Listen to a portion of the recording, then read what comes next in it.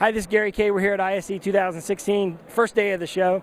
We're here with Brant Eckett, who's the marketing manager of Christie here in EMEA. First of all, good morning. How are you? I'm very well, thank you. Thanks. Nice to see you, Gary. It's great to catch up with you, although I'm catching up with you kind of early, and you don't really know about how the show's been for you yet, so I can't ask you that question.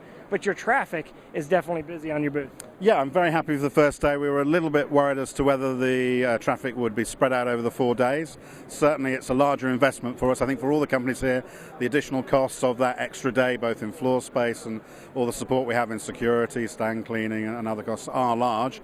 But at the end of the day, we asked for this. We said that we don't have sufficient time to express what we'd like about such a broad range of products, and I think brands as a whole will be grateful for the extra day. I think we've just got to work very hard with the organisers to make sure that people want to come not just at the start of the show, but also stay there for up to the weekends. So. And I think the keynote that they've added will help there, because he's a great speaker and he's going to have some great things to say. Absolutely, yeah. And I think in addition to that, I believe there are some special discounting rates for hotel rooms that keep people back. So there really is a reason to think, well, I don't have to be here for the first day and I've missed something. No, there's going to be things for you later in the show as well. Exactly. So I think you can come any day now and not have to worry about it. So I want to talk about your booth. I mean, you've had this basic design for a few years now, but this wraparound that you've got going on here is beautiful. I mean, it's stunning. The layout of the booth is inviting. It's not blocking you off. It makes you feel open.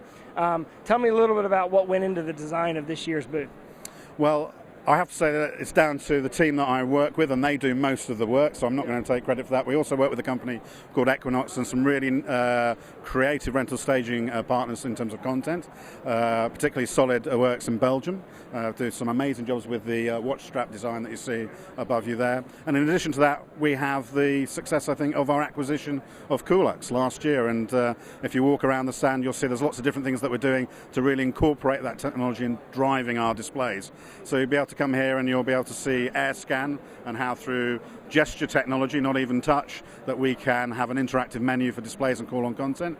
In addition, we're having radio tagging where people can move around and see displays move with them, so there's some nice little touches being done there. And we have a very interesting design to show that Pandora's Box is now a true 3D modeling system, as you can come and try it with Oculus and come in and work in that 3D environment. So I think the integration between our display technology and Coolux is always destined to be a good marriage, and this is the first trial of really putting those two skill sets together. So. Yeah, and it's popular. I mean, this is what's drawing people into your booth and your stand. We actually are going around shooting videos on each of the new product sections of the stand. So if you want to see what Christie launched, all you have to do is go to the video search window and type in Christie. I want to talk about a product you launched last year. You started with the big launch last year was Boxster and you know, the entry into the 4K market. Little review how that went and sort of what you think about the new stuff. Well, I think we're very, very proud of the Boxster series that we introduced for a number of reasons. I think you're right, it started out very much driven about 4K. We'd already had success a year earlier with our D4K series, which was driving into installation and visualization applications. And it has a technology in it called True Life. So it's native 4K at 120 hertz, true 120 hertz for 4K. So we were very lucky to win the Pippa Award in Germany for that, for outstanding technology. And we recognized that a lot of the creatives that we're working with, there are real value in being able to generate as many pixels as possible with fewer units in terms of cost space. It's a more economical thing to do, more flexibility and potentially more redundancy depending on the units that you have in your fleet. So we wanted to drive that into other areas of our business to really drive forward 4K, because one of our goals is to share the best visual experience in the world, and you do that by delivering some of the best images. And our challenge has always been, well, how do you make that affordable? 4K is expensive in workflow, it's expensive in display products. It might be okay for a flat panel, a more consumable product, but in projection terms, it's a big investment. Yeah. So we looked at developing a system that would advocate that, and it was the Boxster, and we launched that at ISE last year.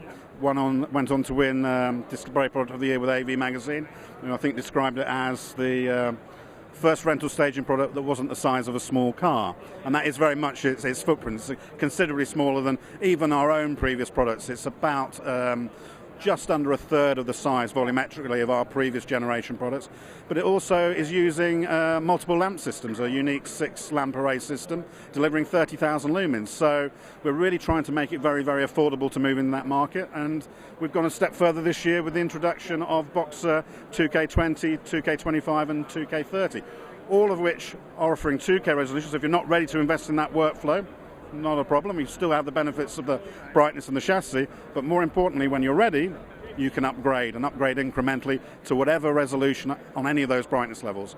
And we'll even do some things to help that happen. So we're offering 4K lenses at HD pricing, really just trying to allow people to say, well, hold on, I really want to be creating in this medium, but it's expensive. How do I bridge that gap? And we're doing our best to really try and make that as a soft transition as possible. You know, you're kind of in a tough position because you're delivering actual 4K products, but you're competing against companies that are using marketing of 4K specifications rather than delivering 4K products. Do you find yourself battling with that all the time, or are you not affected by that? I think we're definitely affected by it. I think the people that are affected the most are customers. I think that it's natural for brands to be competitive and want to showcase their products in the best possible light. And the simplest and shortest route to doing that is to sometimes talk who has got the largest or smallest number, what's the best spec. The danger is that we have a very, very strong mix in our community. We have technical specialists that install kit, but we have a lot of creatives that are just looking to create, and they don't necessarily have that same depth of knowledge. So if something is labeled 4K, for some people, it's 4K, and as you know, that's not necessarily the case. So I think that there is value in offering technology that offers smooth picturing, the idea to generate something that is 4K-like, but if you're not also conveying that it's not going to be able to deal with motion artifacts at speed, then that's not very honest presentation, I think, of products. So I think we have an obligation to say, yes, you can measure it this way if that's a spec that you've come to understand from comparing another product, but you also need to understand it with a little bit more depth, and we'll try our best to do that, and I'd encourage other brands to do the same. Yeah, I think that's the issue, the fact that there is no sort of standardization for calling something 4K is going to get frustrating for the consumer. And it reminds me of the lumens issue years and years ago where you just put a number on there and there was no verification. And it's still with us. The lumens challenge is still with us. And less so, because now things are so bright we're not having to worry about it as much.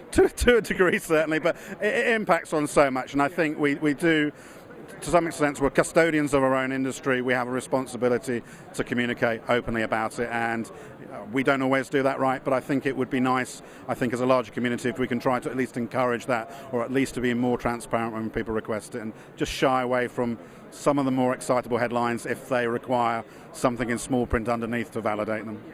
Well, congratulations. As I said, the stand is beautiful. You got to see the 3D demo. I mean, it's, obviously, and the future is virtual reality, and the integration of large immersive displays is going to be big, and you're in a really good position to take advantage of that because you guys have always focused on very large, bright, high resolution images. Absolutely. And I think your booth is great. You're very busy. I appreciate you taking the time to meet with me this morning, and I'll check in with you back at the end of the show because I'm really interested to see what your perspective is on the fourth day of the show. Well, I'm not going to be here on the fourth day, but I will be able to introduce you before then to my colleague Cindy, and I'm sure she'll be able to tell you what she's doing the whole hall. Brave lady. Well, we're going to try to do the same thing. We're going to try to cover the whole show, and of course, we're going to cover all the products that you launched here at the show. So type in Christie in the video search window, upper left-hand corner, and you can see everything they launched here. Brant, thank you very much. I appreciate you taking the time. Thank you very much. Best of luck to you in 2016, and we'll see you at InfoComm, and thanks for watching.